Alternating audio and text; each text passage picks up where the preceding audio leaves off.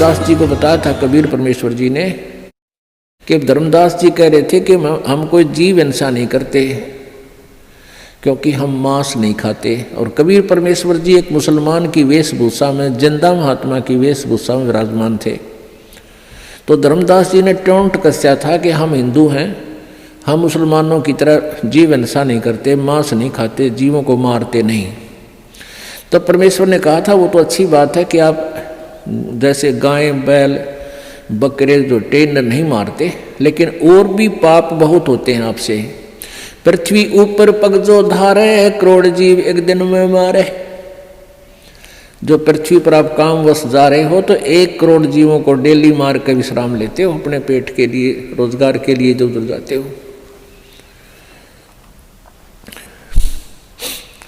सत्तर ब्राह्मण की है हत्या, जो चौका तुम देव नित्या। जो चूल्हा लीप के प्रतिदिन चूल्हे के आसपास पहले गोबर से लीपया करते, गार से, ये इतना क्षेत्र में जो तुम लिपाई करते हो तो इतना पाप है आपको 70 ब्राह्मण मार दियो। ब्राह्मण माने भक्त। वैसे तो किसी भी जीव हिंसा कर दें, किसी मनुष्य की हत्या कर दें तो महापाप है, लेकिन भक्त की हत्या करना और घोर पाप है। अब जैसे पोचा मारते हो आप जी प्रतिदिन, आजकल तो फिनाइल से लगाया जाता है। वो किस लिए लगाया जाता है कि वहाँ कीटाणु नाश कर दिए जाएं, वो कीटाणु मरे जो हानिकारक होते हैं।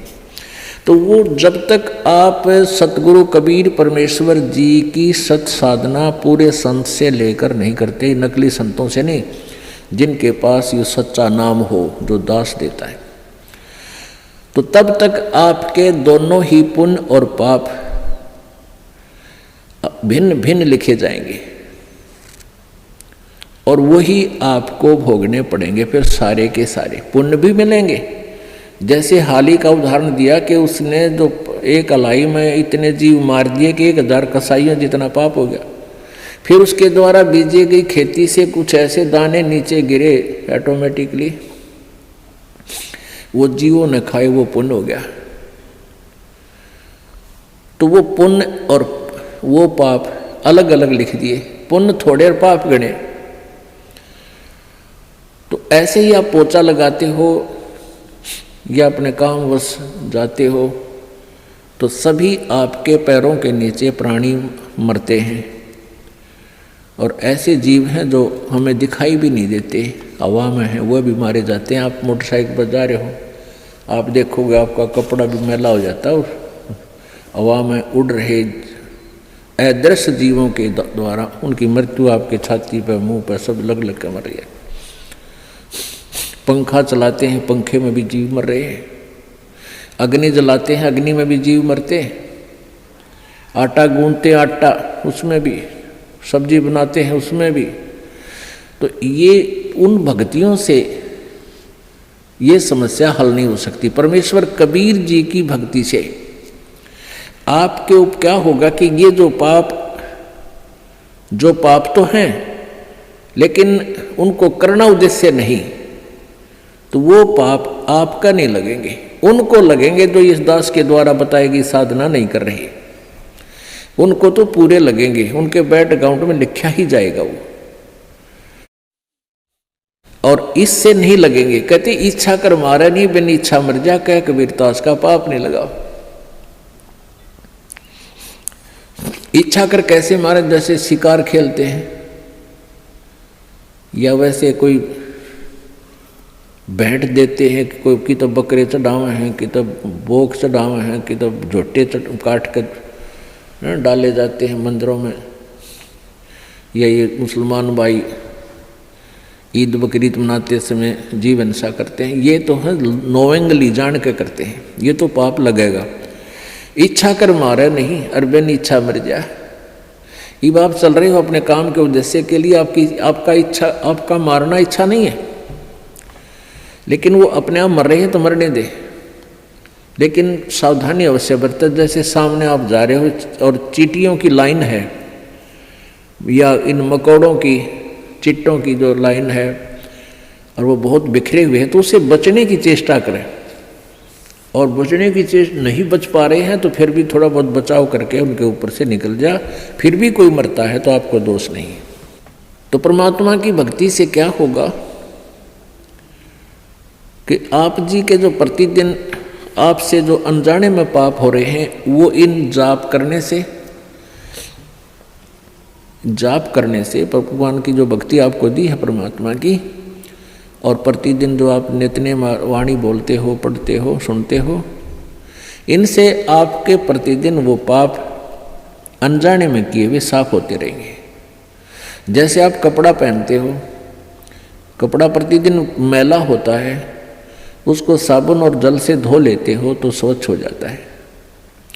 ऐसे ही आप जी का जो प्रतिदिन किए हुए नित्य नेम, प्रतिदिन किए हुए मंत्र भक्ति के, ये आपके ऊपर अनजाने में हुए हुए पापों को डेली साफ कर देता है। फिर शेष रहे आपके संचित कर्म, जो पहले जन्म जन्मांतर के आपके ढेर लगे हुए, तो परमेश्वर की सत भक्ति से, सतनाम से वो सभी नष्ट हो जाएंगे, वो फूंक दिए जाएंगे, जला दिए जाएंगे, नाश कर दिए जाएंगे। ये पूर्ण परमात्मा सत्य पुरुष कबीर देव जी की भक्ति से ही वो संचित कर्म और ये वर्तमान के जो क्रियावान कर्म और प्रारब्ध के पाप कर्म, ये सभी पाप कर्म परमेश्वर कबीर जी की भक्ति से नष्ट हो जाते हैं, समाप्त हो जाते हैं, नाश हो जाते हैं, खत्म हो जाते हैं। और किसी भी साधना से इनका कर्मों का नाश नहीं होता, दोनों ही भोगने पड़ते हैं। संचित भी न्यो के न्यो रहेंगे, डिपॉजिट, संचित माने डिपॉजिट, पहले के जन्म जन्मांतर के आपके बैंक भरे पड़े हैं भगवान के दरबार में। पापों का अकाउंट और पुण्यों का अलग अलग होता है। तो इस प्रकार हमने इस परमात्मा की सत्साधना से अपना मोक्ष करवाना है। अब जैसे कर्म करेगा ऐसा ही फल देगा भगवान, तो इस विधान से तो हम कभी भी पार नहीं हो सकते।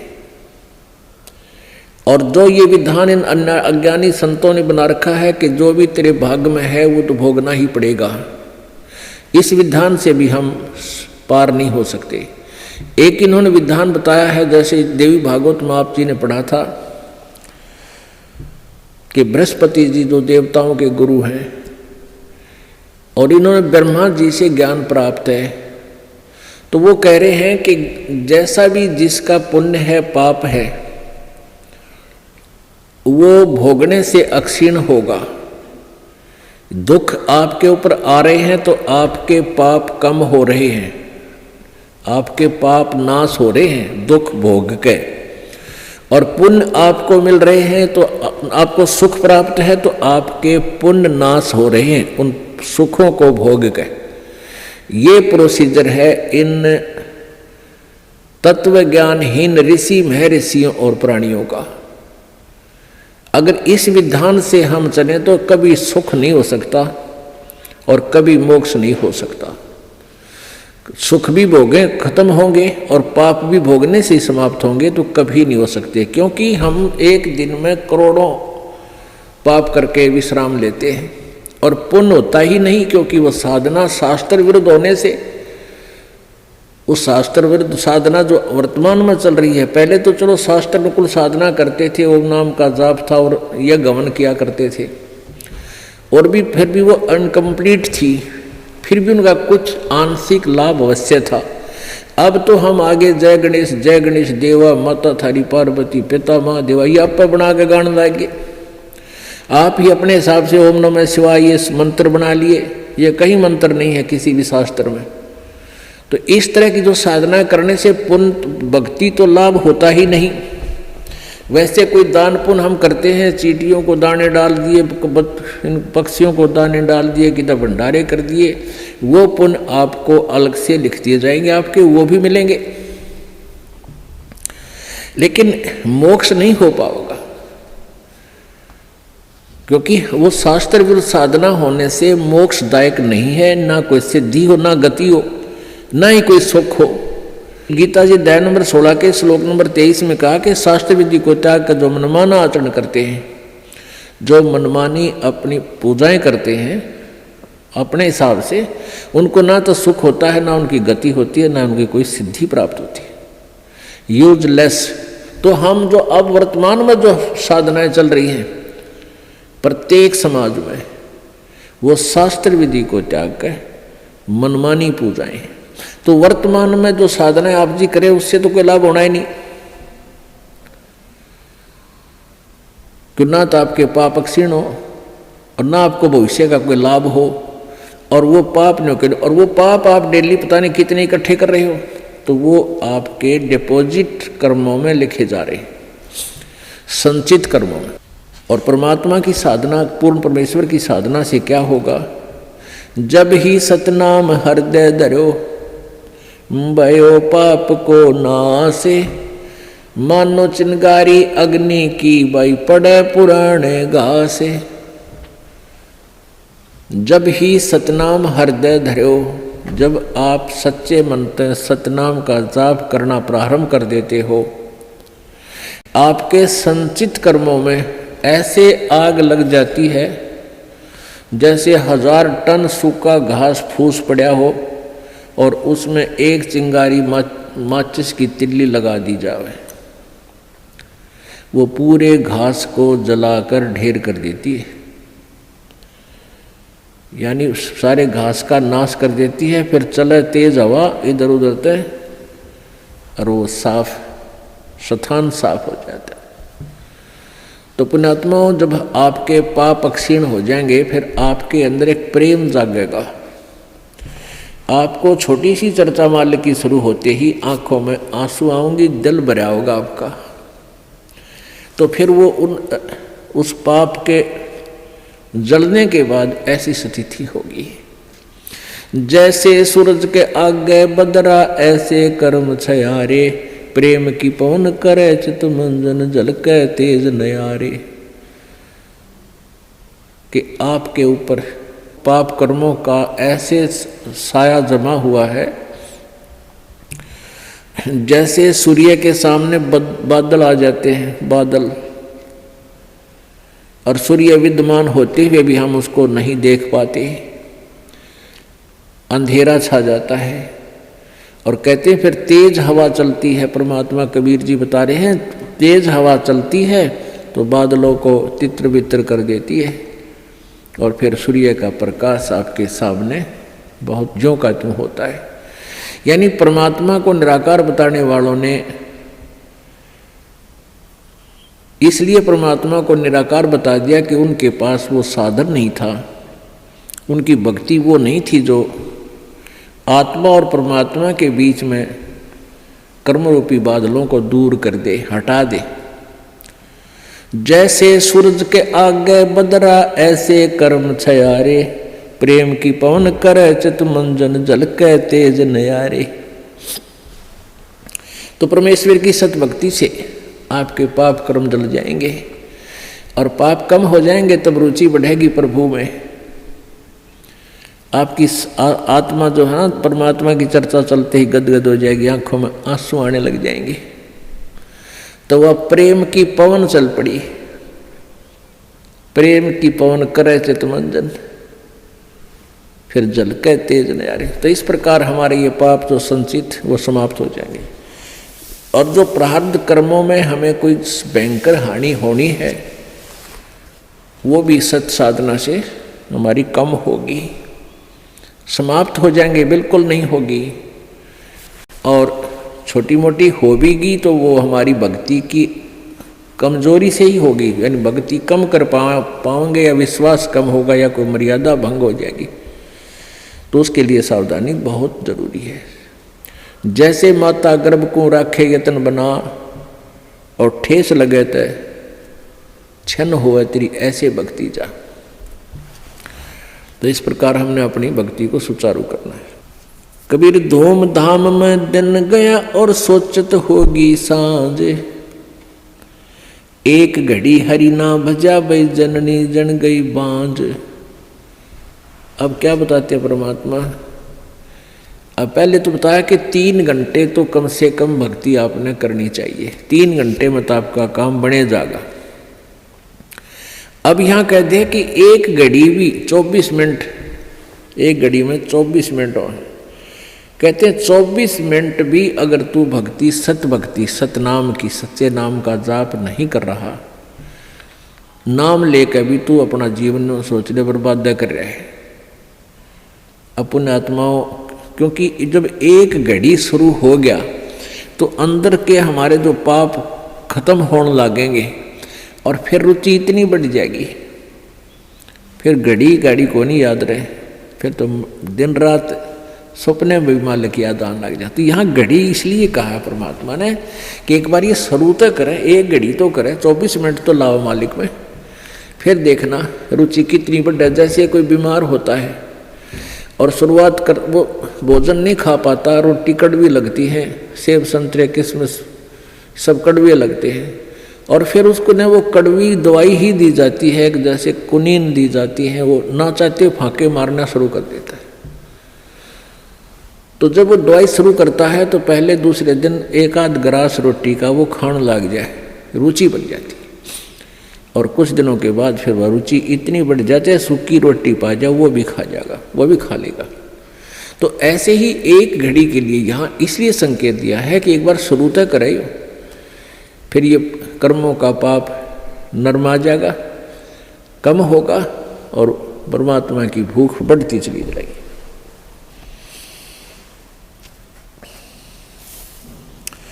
रात गवाई सोए करियो, दिवस गवाया खाए, हीरा जन्म अनमोल था ये कौड़ी बदले जाए। कबीर ये सुपने रैन के उगड़ आए नैने, जीव पड़ा बहु लूट में जागे तो लेन न देने। परमात्मा कहते हैं कबीर ये सुपने रैन के, ये रात जैसा सुपना है आपको। आज आपके पास कार है, कोठी है, ना है तो लो छोटा मोटा कोई व्यवसाय है, कोई धंधा है, बेटा बेटी है। जैसे हम सपने में देखते हैं ना, कई बार तो या ऐसा सपना देखते हैं कि तो कार में घूम रहे हैं, ठाठ कर रहे हैं, खूब मौज मार रहे हैं, और उठे तो फिर साइकिल भी कोई ना घर पे। जब आंख खुल जाती है तो देखे साइकिल भी कोई नहीं आसपास, कार के सपने आ रहे थे। तो ऐसे ही हमारे ये स्वप्न हैं, ये जो कुछ भी आप देख रहे हो ये सपना समझो। और कल ये नैन उगड़ गए, कल ये आंख खुल गई, यानी मृत्यु होगी, तो जागे तो लेन न देन।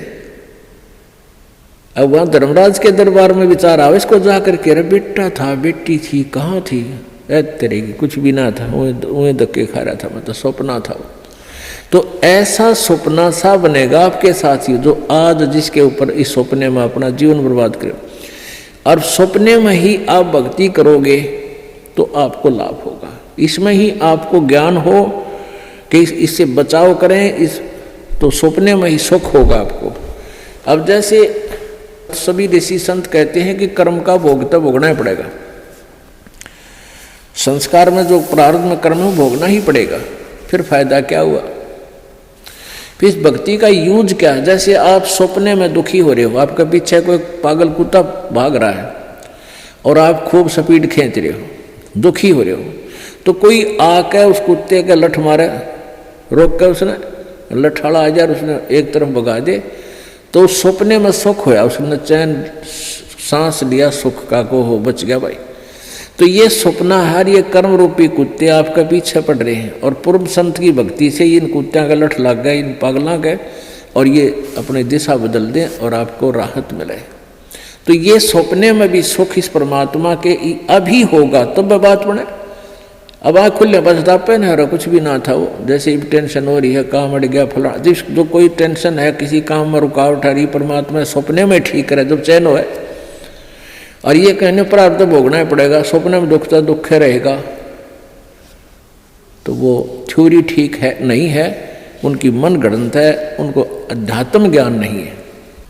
आजकल के 5 दिन ये जंगल होगा बासे, ऊपर ऊपर हल फिरा ये ढोर चरेंगे घासे। आजकल या 5 दिन अर्थात एक ना एक वो दिन आएगा, आप जी का जंगल में वास होगा, आप जी का शरीर छूटेगा और आप जी को शमशान घाट पर शरीर का अंतिम संस्कार हो जाएगा। और फिर इस तुम्हारी जो है ना मिट्टी के ऊपर ढोर फिरा करेंगे, डांगर हंडेंगे, घूमया करेंगे। 8 जने जो लाकड़ी और केस जले जो घास, सब जग जलता देख कर ये कबीर भया उदास। मरोगे मर जाओगे कोई न लेगा नाम, उजड़ जा बसाओगे छाड़ बसती गांव में। कहते हैं आज तुम जिस परिवार के वंश चलाने के चक्कर में दिन रात फिर लगे रहते हो, आपकी मृत्यु के बाद कोई आपने याद भी ना करे, 6 महीने रोंगे मुश्किल से। अब आजकल तो 10 दिन में कर दें सारा काम। 70वीं वीर, वर्षी वीर, महीना वीर, वो 13वीं भी 10 दिन में करके फारे कर दें। कोई आज आप अपने दादाजी को कितना याद करते हो? कभी कोई पूछला, गांव को पूछ ले कि किसका है कहाँ से, फिर जब फलाने दादा का नाम कभी बताना पड़ जाए, जब न तो कोई ना याद करता दादाजी ने। तो पुण्यात्माओं या भूल ला रखी काल ने, और इन काल के दूता ने हमें ऐसा उलझा रखा है कि पुत्र बिना मोक्ष नहीं। अब बेटी ने तो हम संतान भी नहीं मानते थे, ऐसी अनजान सोच बना दी हमारी। पुण्यात्माओं बेटा और बेटी में कोई अंतर नहीं, संस्कार आपको मिलेंगे चाहे कितने पैर पीट लो। आजकल उन अज्ञानी लोगों की और फिर समाज के दबाव में हमारे भक्त आत्मा भी प्रेरित हो जाते हैं। जिसके 1-2 पुत्री है तो इन्होंने सोचा पुत्र हो भगवान, पुत्र जरूर हो, क्योंकि वो इंजेक्शन लाओ डेली। जब पड़ोसन आ जाएगी, कोई रिश्तेदार आवेगा, नहीं कहेंगे एक पुत्र तो चाहिए था, एक पुत्र तो होना चाहिए। दास जब सर्विस करता था, जेई की नौकरी करता था, एक ठेकेदार था मदीना गाँव, मदीना दांगी का, और वो 62 साल की उम्र का आदमी। तो उसके 4 लड़कियां थी और बड़ी लड़की ब्याह दी, 2 लड़कियां तकरीबन सारी ब्याह शादी कर दी। फिर प्रेरणा कर दी, किसी ने कहेंगे कोई एक पुत्र तो हो, पुत्र तो होना चाहिए। तो उसकी पत्नी ने भी यही कहना शुरू कर दिया कि पुत्र तो होना चाहिए। उसने कहा कि तुम मेरी, उसकी कोई मौसी की लड़की थी, क्यों करके उसकी शादी करवा दी। अब वो बताओ, खुद बताओ था, ने बोला जी ऐसा हुआ, वो फिर जुड़वा 2 लड़की होगी उसके, 5 तो पहले थी और 2 के और आन लागे, फिर वो छक्के। मैंने तो ऑपरेशन करा के पंडा छुटवाया उसका। तो परमात्मा कहते हैं या हमारी बॉडी 8 से, परमात्मा जो देगा वही होगा, और अगर आवश्यक होगा, अब आपके पास वो परमात्मा कबीर है, कबीर जी वो है, अगर आपके संस्कार में कोई सुयोग्य संतान होगी तो पुत्र भी दे देगा। ना तो आज वर्तमान के 80% पुत्रों से ये माता पिता दुखी है। पुत्री तो शादी कर दी हुई पराई, यहाँ रहती है तब आपका पूरा काम करे, कभी आज्ञा का अवहेलना नहीं करती लड़कियाँ, और पुत्र छोटा ऐसा लाग जा रहा, खोए अलान ना करूं क्यों, और बेटी कभी नहीं बेचारी मना करती। तो हमने इन अज्ञानी अनजान ऋषि संतों के अज्ञान के कारण हम इतना भेद बना बैठे थे एक आत्मा में, आत्मा वही बेटी और बेटे की। तो इस प्रकार हमारी इन नकली संतों ने हमारा समाज व्यवहार कति बिगाड़ दिया, हमारी सोच बदल रखी थी, जिस कारण से हम आधे से ज़्यादा तो न्यो दुखी रहा करते थे। अब वर्तमान में आप देख रहे हो पुत्र, ये बुरी बात नहीं है पुत्र अब, लेकिन इस ज्ञान को प्राप्त करके आपका फिर पुत्र हो चाहे पुत्री आपको दुखी नहीं करेंगे, क्योंकि वो बचपन से इस ज्ञान में भगवान के रंग में रंग जाएंगे, और परमात्मा की शक्ति आपकी भक्ति से आपके साथ रहेगी। और मान ले कोई छोटा मोटा संस्कार में कोई निकम्मा बालक आ भी गया तो उसने मालिक ठीक करेंगे, सीधा करेंगे, उसको किसी प्रकार भी करें, चाहे आपको दुख नहीं होने देंगे। तो इसलिए परमात्मा की हम चाह में भटका करते थे कि वो सारे ही सुख दिया करता है। कबीर हाड जले लकड़ी जले, और जड़े जड़ावण हारे, और देखण आड़े भी जड़े, अब किसते करूं पुकार।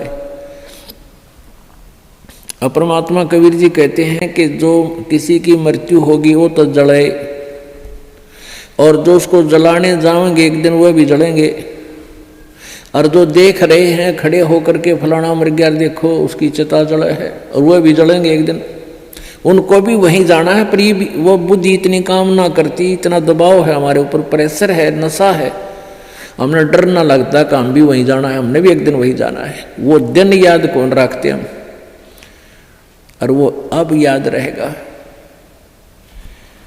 मौत बिसारी बावड़े तन अचरज किया कोने, तन माटी में मिलेगा जो आटे में लोने। एक भगत था, एक संत था, और वो संत पतला दुबला और ठीक सा था, और बाकी वो अपने जैसे किसी वस्तु को कोई चिंता हो जा तो उसके चेहरे की, उसकी फेस की आकृति कुछ अजीब सी रहती है। तो एक भक्त आता था उस संत के पास, बढ़िया फलों के दर्जन फल, सेब संतरे लिया करता। तो वो देखा करता था कि महात्मा जी बहुत चिंतित से रहते हैं और बहुत ही ज़्यादा स्वस्थ नहीं है, सेहत अच्छी नहीं है। और दूसरे भक्त वहाँ दूध लाते थे तो वहाँ डेग सा बढ़ा रहा करता दूध का, फलों की टोकरी बड़ी रहती थी। वो संत जी औरों को दे देते थे प्रसाद रूप में, और फिर खीर खार बना के खिला देते थे। दूध आता था, चाय पानी दूध पी लेते थे, अपना थोड़ा बहुत जैसा पिया करते थे, बाकी भक्तों को पिला देते थे। तो वो एक धनी व्यक्ति जाता था, उनका सेवक, काफ़ी संतरे ले जाता, सेब ले जाता, अच्छे फल टड़ा गया था, कुछ दक्षिणा दिया था। तो साधु से प्रश्न करता था कि महाराज जी आप कुछ चिंतित से रहते हो, क्या आप खाते पीते नहीं, आप पतले दुबले भी बहुत हो गए हो। महाराज जी कहने लगे भाई मैं खा लेता हूँ जैसा रुचि बनती है। तो दूसरे दिन फिर उसने पूछा, दूसरे तीसरे दिन कि महाराज जी क्या आपको कोई चिंता है, आप कुछ खाते पीते नहीं। आप संत जी कहने लगे भाई मुझे बहुत चिंता है, और इसलिए मेरे को कुछ खाया पिया ना जाता। तो उसने, उस धनी व्यक्ति ने सोचा भी साधु संतों की भी क्या चिंता हुआ है बता, हमारे कैसे गृहस्थियों ने तो 100 चिंताएं हों, पर संतों को क्या चिंता। उसने कहा महाराज जी आपको ऐसी कौन सी चिंता सता रही है। साधु ने कहा कि भाई मुझे मौत दिखाई देती है मेरी, मैं मरूंगा, इसलिए मैं मेरे पर ज़्यादा रुचि खान पीन में नहीं, मुझे चिंता बनी रहती है कि मेरी मृत्यु होगी।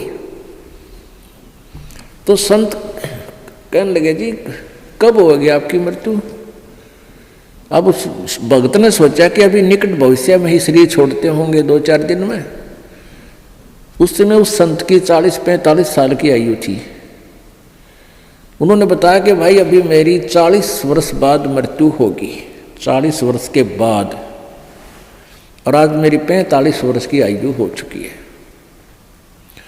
तो वो धनी इस भगत कहने लगा हे महाराज जी यह भी कोई चिंता हुई, मरना तो सब ने है, मृत्यु तो सबकी होगी, और साधु संत भी ये चिंता करें, कमाल की बात है, खा पिया करो, मौज करो, है ये तो सब ने मरना है क्या। अब वो प्रतिदिन आवे और यह बात कहे कि महाराज संत भी कदे मृत्यु तो डरा करें, ये तो सब ने मरना है, ये तो क्या बात है, खूब बड़े बड़े लेक्चर डाले। अब उस संत ने सोचा यो रोज दुखी करेगा, ला इसकी फड़क निकाल दूं।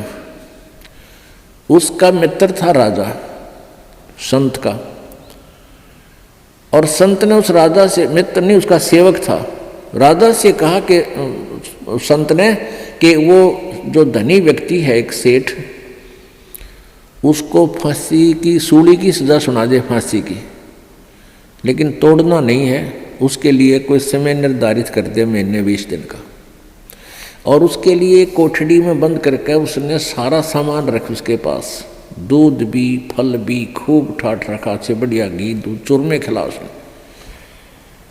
अब राजा अपने गुरुदेव का आदेश पाते ही राजा ने वो बुला लिया और कहा भी तेरे को फांसी की सजा सुनाई जाती है, तूने किसी व्यक्ति का मर्डर कर रखा है।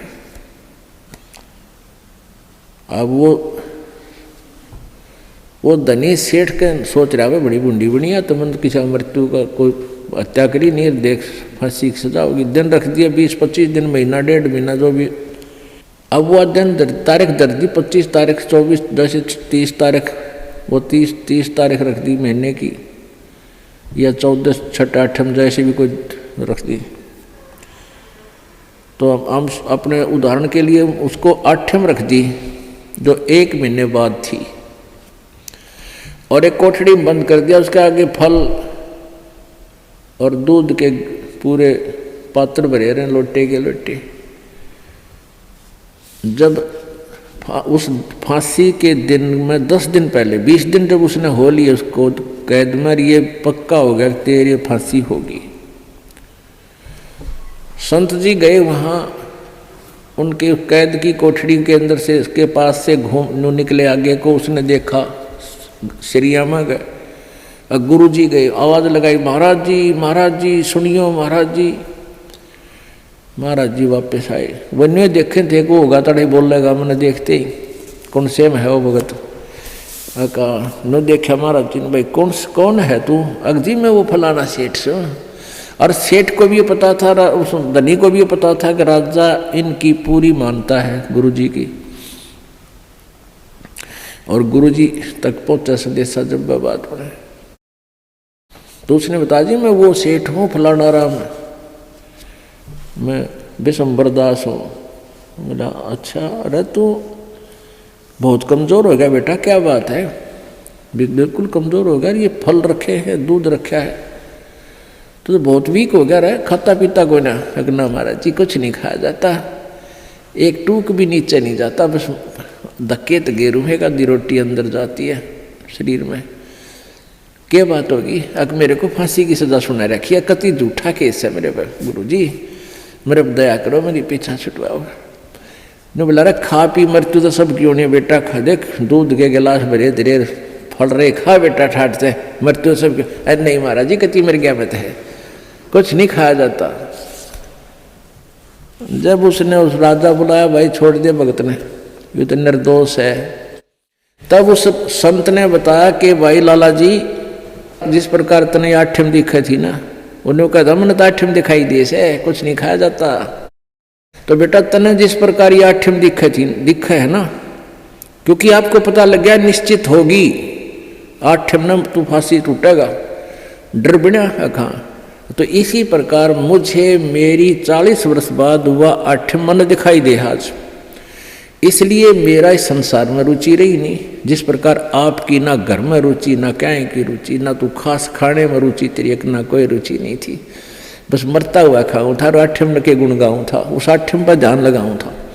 तो परमात्मा कहते, संत जी कहते हैं कि मैं भी भाई मन ने अपनी 8 वह 40 साल पीछे आने वाली ऐसे ही नजर आ रही जैसे आप जी को अब दिखे थी। तो पुण्यात्माओं, हमारे ऊपर इतना दबाव है इन तीनों गुणों का, इस त्रिगुणमयी माया का, कि हम 10 मिनट बाद भी याद नहीं रख सकते इस मौत को, और यह रखनी चाहिए, रखनी पड़ेगी। ज़्यादा से ज़्यादा 60 वर्ष 65 वर्ष 70 वर्ष तक ये शरीर ठीक रह सकता, घना स्वस्थ होगा। तो उसके बाद मान लिया चाहे 90 वर्ष भी उम्र होगी, तो बस वह तो मौत तो ही बूढ़ा जीवन है, बाकी का तो। लेकिन भगवान की भक्ति आप पहले से ही कर रहे हो, तो आने वाला बुढ़ापे में आपको बहुत सहयोग मिलेगा, हर तरह से पूरा सहायता देगा परमात्मा आपको। नहीं तो इस जीव के ऊपर ये बुढ़ापा सबसे बड़ा कहर होया करे। इसी प्रकार गीता जी अध्याय नंबर 7 के श्लोक नंबर 29 में बताया है कि जो उस तत्व ज्ञान के आधार से, उस तत्व ब्रह्म से यानी परम अक्षर ब्रह्म से, अध्यात्म यानी सारे इस अध्यात्म ज्ञान से और सभी कर्मों से परिचित हो जाता है। आज के सत्संग में आपको इस कर्मों से परिचित कराया जा रहा है, अध्यात्म ज्ञान से परिचित कराया जा रहा है। तो वो व्यक्ति फिर जरा और मरण से छुटकारा पाने के लिए ही प्रयत्न करता है। जरा माने बुढ़ापा, मरण मीन मृत्यु। वो जरा माने बुढ़ापा यानी बुढ़ापे से और मृत्यु से छूटने के लिए ही प्रयत्न करता है, जो उस तत्व ब्रह्म से परिचित हो चुका, क्योंकि वो तत्व ब्रह्म परम अक्षर ब्रह्म ही हमारे को जरा और मरण से सदा के लिए छुटकारा दिला सकता है। सतलोक के अंदर जाने के बाद आपका शरीर वृद्ध नहीं होगा, आप जी की मृत्यु नहीं होगी। अब पुण्यात्माओं, हमने वो ज्ञान सुना नहीं, हमने स्वर्ग भी सुना था पर देखा नहीं था। स्वर्ग सुनते थे, स्वर्ग में बड़ा सुख है, लेकिन जान की इच्छा कति नहीं थी, मृत्यु नहीं चाहवा थे। अब इस तत्व ज्ञान के आधार से आपको इतना विश्वास हो जाएगा कि आप जी यहाँ से जाने की रुचि बनाओगे, क्योंकि यहाँ इतने कष्ट हैं संसार में, इसको देख देख कर इनसे तंग आकर के आपका मन हट जाएगा। और इस तत्व ज्ञान के आधार से आपको ये भी पता चलेगा कि ये तो आज नहीं, इस जन्म में नहीं, असंख्य जन्मों में पहले भी हो लिया और आगे भी होगा, यदि सतलोक नहीं गए। अब सतलोक में जाने के बाद आपकी पुनः जन्म नहीं होगा, वृद्ध अवस्था नहीं आएगी, बुढ़ापा नहीं होगा और मृत्यु नहीं हो। आज कोई भी प्राणी मृत्यु नहीं चाहता और सारे मरेंगे 2 दिन आगे पीछे। समय आने पर सबकी मृत्यु होगी, मरना कोई नहीं चाहता। चाहे कोई 80 साल 90 वर्ष का बूढ़ा हो रहा है और चला जाता ना बैठा जाता है, कभी कट दुख है, कभी सिर दुख है, और फिर भी मृत्यु नहीं चाहता। ठीक है, ऊपर ले मन तो चाहे कह भी दे भगवान मन ठा ले, लेकिन जब ठाण का टाइम आवा ना, जब उल्टा हटता है, कोई भी हटे, जिनको ज्ञान नहीं, भगत नहीं उल्टे हटते। एक बुढ़िया रोज न्यो कहा करती, हे भगवान मन ठा ले, मतलब दुखी हो ली इस परिवार तय, हे भगवान मन ठा ले। अब उसका पोता था बदमाश सा, उन्होंने सोचा बुढ़िया रोज न्यो कह मन ठा ले, तो उसने न्यो सुन रखा था कि यमराज आते हैं, सर पर सींग होते हैं, उनकर हाथ में गदा होती है। तो लड़के ने 12-13 साल का था, उसने सर पर बड़ा साफा बांध दिया, उसमें सींग पो लिए 2 और हाथ में ले लिए गदा सी बना ली कपड़े की, जो करिए नकली रामलीला रखा है ना हनुमान की। और पहले इसे टिमटिमाते ही दीवे होया करते, दीवा दिया ला, दीपक लगा दिया और बुढ़िया का हटा के मुँह पर तक कपड़ा ने बोला, बुढ़िया बोले होशियार, चल तुझे लेने आया। बुढ़िया ने देखा तो सचमुच आएगा, यमदूत खड़ा है। ने बोला, अरे भाई मन ने क्या करेगी तो योर कुण बार, मन ने क्या करेगा बुढ़ी ने, योर कुछ ना कुण बारह किसी ने दे जा तू। अब न बोला ना तेरा नंबर है, बोला अरे भाई तेरा आगे दोनों हाथ जोड़ो, मन ना ले जाए वे। तो फिर उसने उतार दिया सारा सात बात हट के और धर दिया। तो इन्होंने बोला, दादी क्यों मगज खाया करती रोजाना, मैंने ठाले ये मरी क्यों ना तू। ने बोली, रे ढेड़ तने गढ़ दूँ, तू था तन डरा दी थी मैं। तो भाई बात ये है कि हम चाहे कोई भी कुछ कह रहे हैं, हमने ठाले पर ठाण का टाइम आओ जब उल्टे हटे हैं, तो कहने का भाव ये है कि हम मृत्यु नहीं चाहते, मृत्यु होगी। अब यहाँ से तो आपने मरना पड़ेगा, सब कुछ त्यागना होगा, और ये मालूम नहीं कब त्यागना पड़ जाए। ये कोई ज़रूरी नहीं है कि हम वैसे अटकल से आगे बढ़ रहे हैं कि अभी हो सकता है 10 साल 20 साल हमारी मृत्यु ना हो। अब कोई 60 साल का नहीं सोचा 20 साल तो 80 साल तो जीवेंगे। और क्या पता ये रोज दुनिया की मृत्यु होने लग रही, कोई 20 साल का, कोई 10 वर्ष का, कोई 50 वर्ष का, कोई 60 वर्ष का। तो ये अटकलबाजी हमें डबोरी है। हमने भगवान से डरना चाहिए और याद रखे उस मौत को, प्रथम परमात्मा को और सेकंड मौत को। फिर ना तो बुराई कर सकते, ना चोरी कर सकते, ना ठगी कर सकते, ना बदमाशी कर सकते, ना 2 नंबर का काम कर सकते, कि जाना दिखेगा आपने फिर। तो यहाँ तो आपने जाना ही पड़ेगा। और यदि आपकी श्रद्धा सच्ची लो उस सतलोक में जान की लगी, इस ज्ञान के आधार से आपकी आस्था या किसी परिवार जन्म में या किसी धन में नहीं रहनी चाहिए। जब आप यहाँ से चलन के योग्य होगे और ये रहकर आपकी परीक्षाएं भी होंगी, आपके ऊपर कोई ऐसी आपत्ति ऐसा आएगा सच में, फिर आप देखेंगे कि मेरी वृत्ति बेटे में है कि बेटी में, पोते में है कि या पोती में, कोठी में या कार में।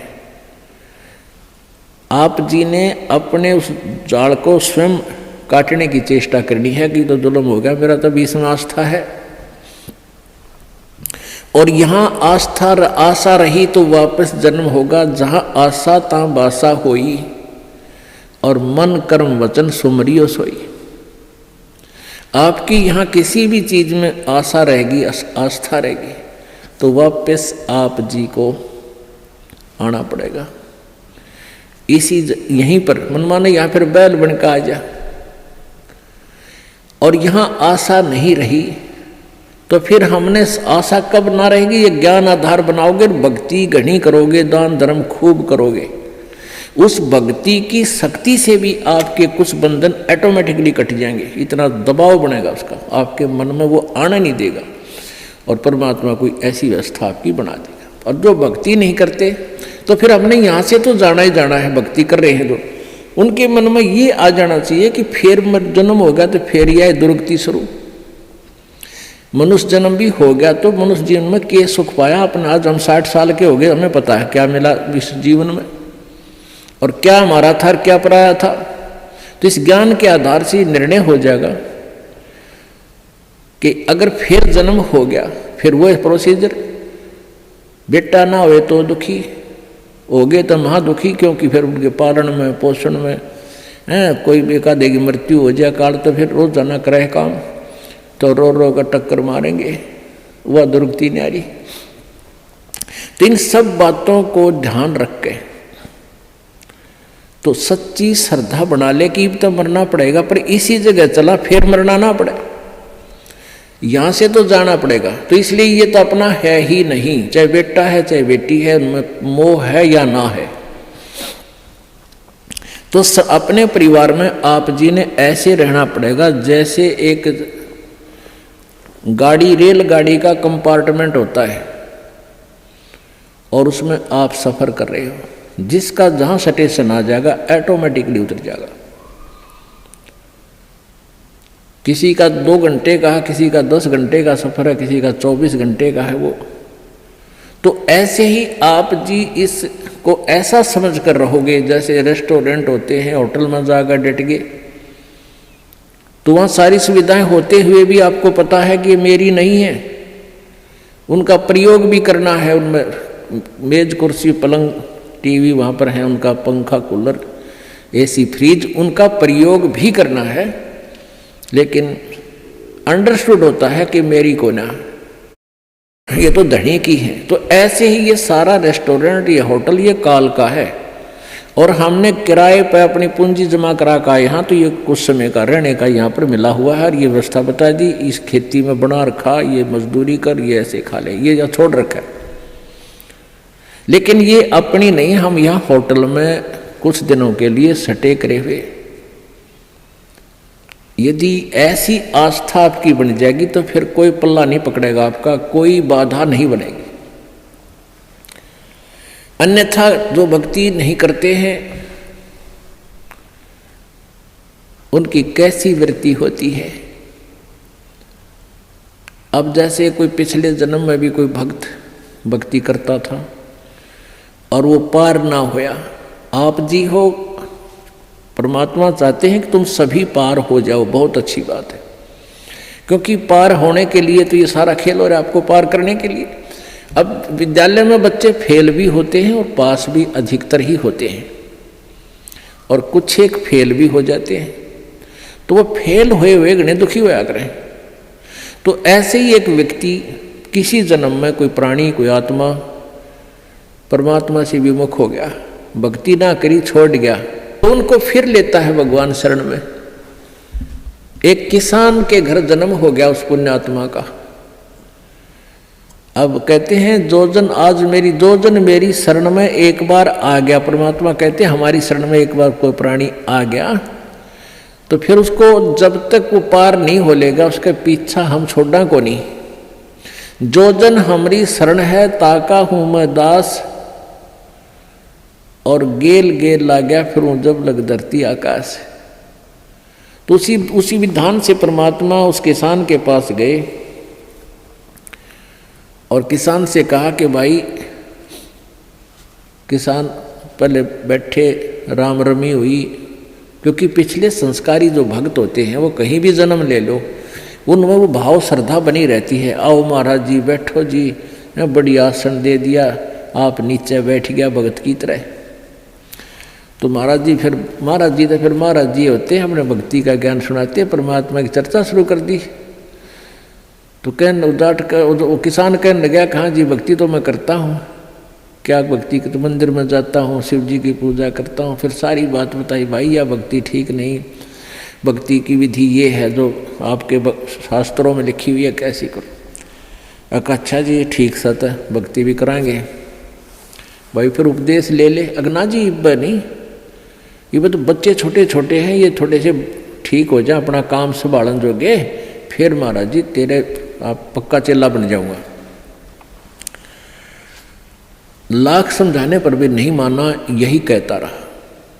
परमात्मा चले गए। कुछ दिनों के बाद फिर गए, देखा क्या किसान के 2 लड़के थे, उन लड़कों के भी बच्चे हो रहे, उन खिलाने लग रहा खूब प्यार से, सीने से लटा रखे पोते। परमात्मा फिर गए, किसान भाई भगत जी देवता तेरे बच्चे भी समझदार हो गए हैं और खेत का काम संभाल लिया, तू आजा भक्ति कर ले, नाम ले ले। ने बोला महाराज जी देख छोटे छोटे पोते हैं, बच्चे खेत में जहाँ हैं काम कर रहे हैं, और मैं इनको बाद में संभाल रहा हूँ, अब मुझे फुर्सत नहीं है, थोड़े ही बच्चे पोते बड़े हो जाए थोड़े से, फिर मैं भक्ति करूँगा। बहुत कहने पर भी नहीं बोला, ना बाबा जी दुखी ना करे मैंने, क्यों पोते घने प्यारे लग गया करे।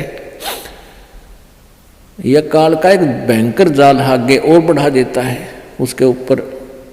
अब बेटे तो उल्टे बोल रहे, कोई धमका दे कोई खुरका दे, और वो पोते बोल लग रहे प्यारे प्यारे, तो वो घने प्रिय लगते हैं।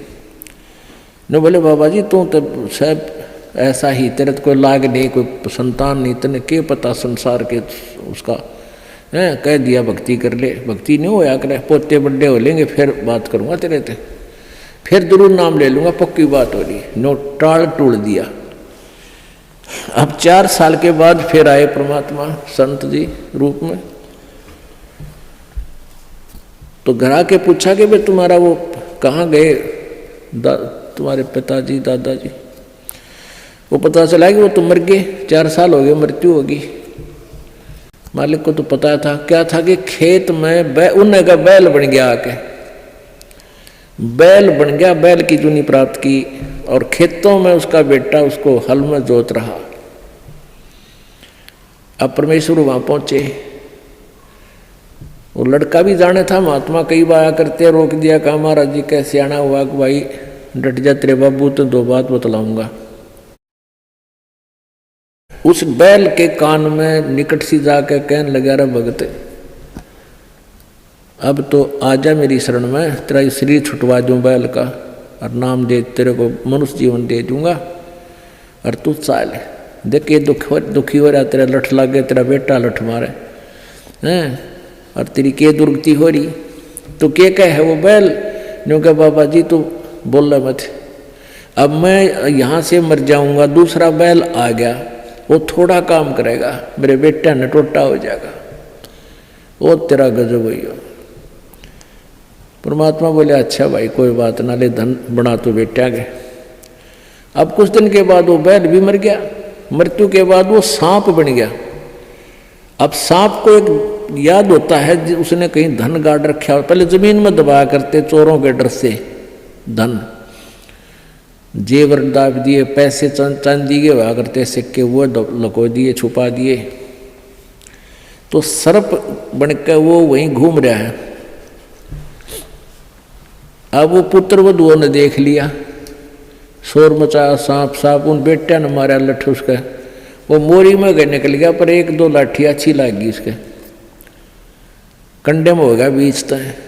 वो सहज सहज धीरे धीरे सरक कर बोझड़ों में, झाड़ बोझड़ा में पड़ा। जब परमात्मा गए, कहाँ सुना भगत जी अब आओगा मेरी शरण में?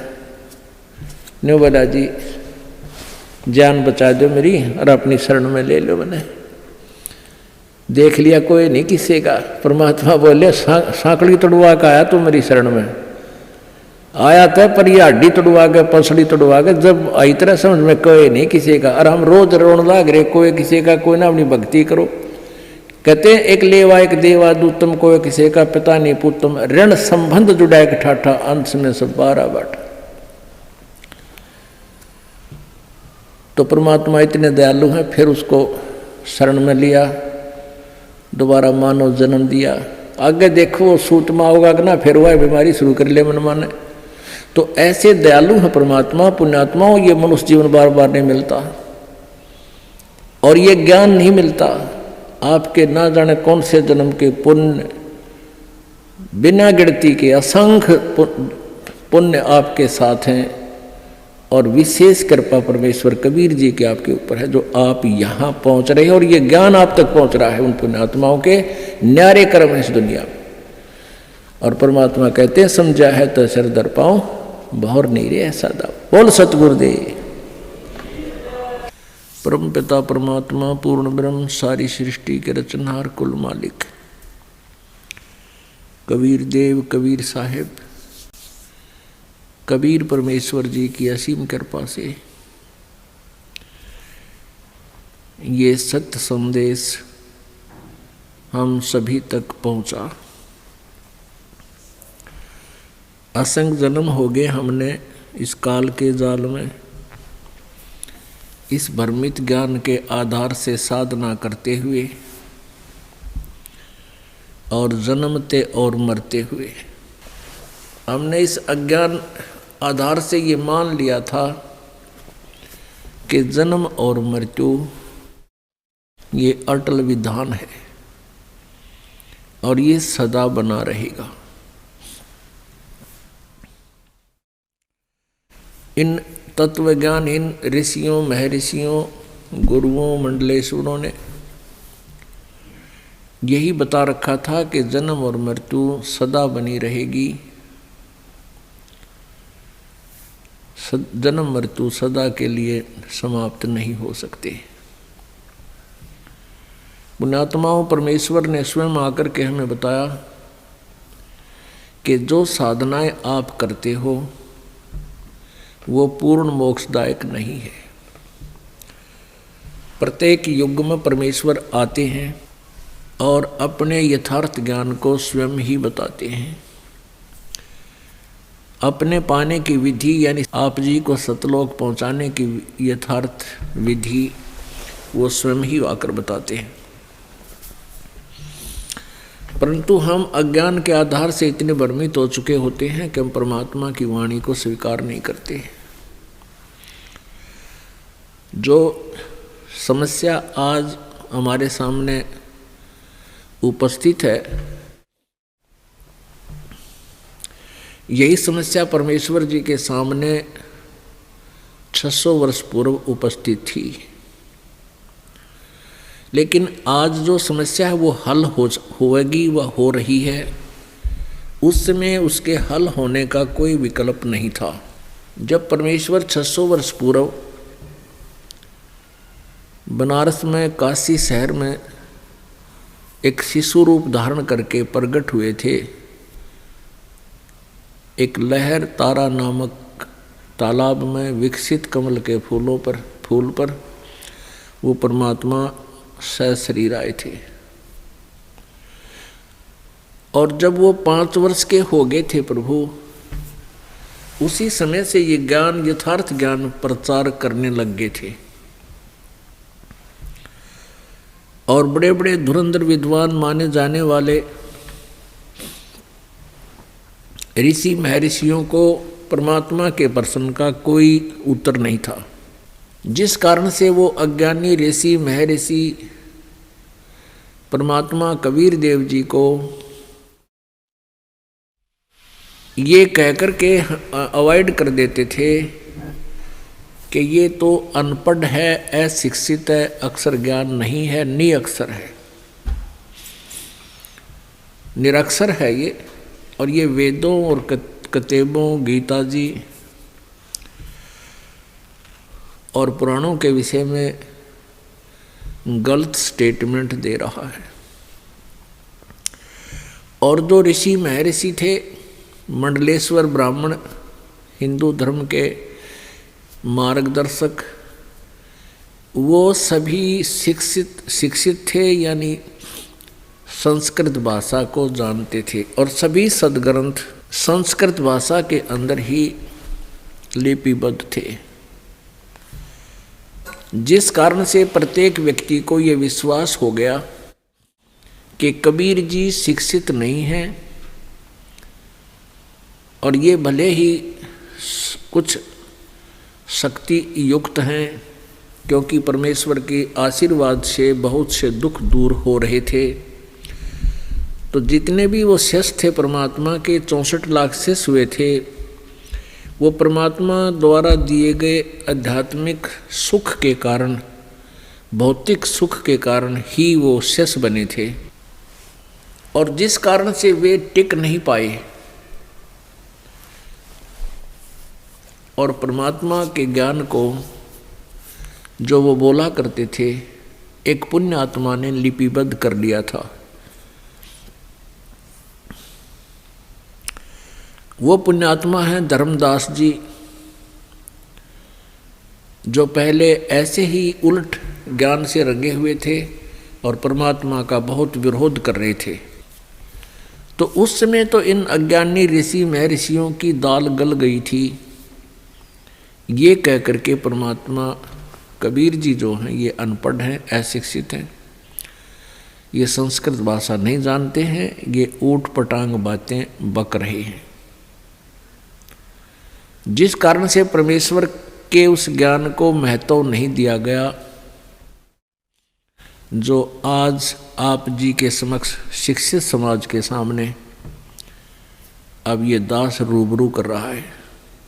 600 वर्ष पहले परमात्मा कहा करते थे, ब्रह्मा विष्णु महेश नासवान हैं, इनके माता पिता हैं, इनकी जन्म मृत्यु होती है, ये कंप्लीट गॉड नहीं है, ये पूर्ण परमात्मा नहीं है, ये समर्थ प्रभु नहीं है, ये केवल एक ब्रह्मांड में एक विभागीय मंत्री समझो, एक विभाग